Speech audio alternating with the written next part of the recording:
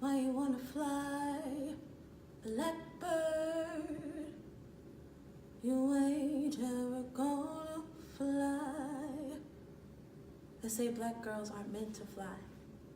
Angel wings wasted on dead carcasses. But lo and behold, this rare thing, the black swan who dared to sing, this magical, mystical being whose existence we deemed insignificant, insubordinate, incomplete, only 2/5 shy of acceptable. But as we know, Negroes are more digestible when perceived as fantastical, so this black swan, gifted with flight, who couldn't even flap her wings together to get a little height, set her sights on song. Was it the melodylessness of her dance, hobbling around on the webbing of past dreams where she soared free, gloriously uninhibited by the chains of humanity? But then someone looked up. Clouded and shrouded by insecurity, inferiority, they eyed her with a vengeance. They was mistaken by a stupid Cupid meddling with shit he had nothing to do with, supplying the arrows. Mr. Arrows blew the whistle that sent her falling, falling, falling from the sky. But her mother's name was Lonely, and her daddy's name was Pain. Pain encompassed the black swan. Isolated and banished to a cage, made tame, dormant, to be used as a doormat by those who couldn't comprehend that her only sin was that she was magnificent and they were the opposite.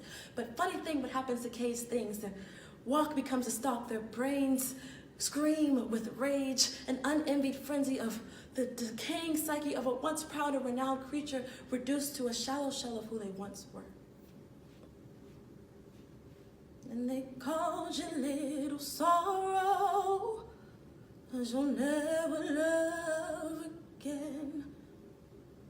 Bathing in a hateful stew of the self, mixing in a cup of everyone else, love seemed impossible. A philosophical marvel intangible to the likes of a little black swan. Darkness welcomed her in, and there she stayed.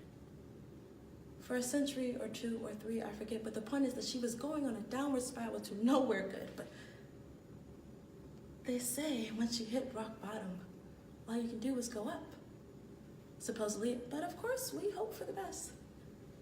And she had an epiphany, a resounding symphony of a deeply rooted understanding of her cage, her cagers, and her place inside it.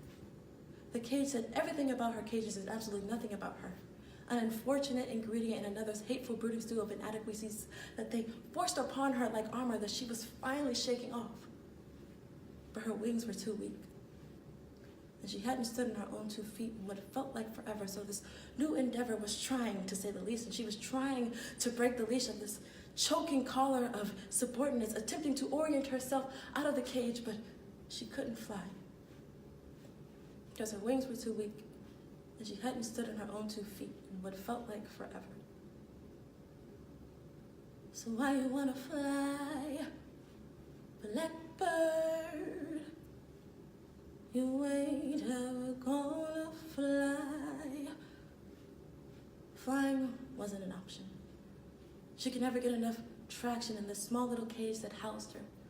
But she finally found something that flew as high as she did, her voice. Her first solo choice, and her song reverberated off the cage in a blaze into the sky, enchanting all who heard her. And they gathered around, confused how this caged thing could have a song to sing. Hadn't we broken her down to nothing?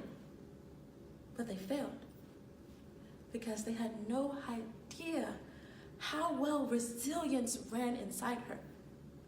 She would build up her strength and break out of that cage because little black girls aren't meant to be tamed.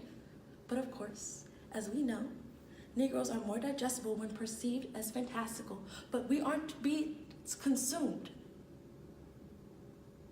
So fuck you. Little black girls aren't meant to be caged. They're meant to soar and fly into black women. Oh, how divine. Our wings aren't wasted. We are not dead. We rise and fly again.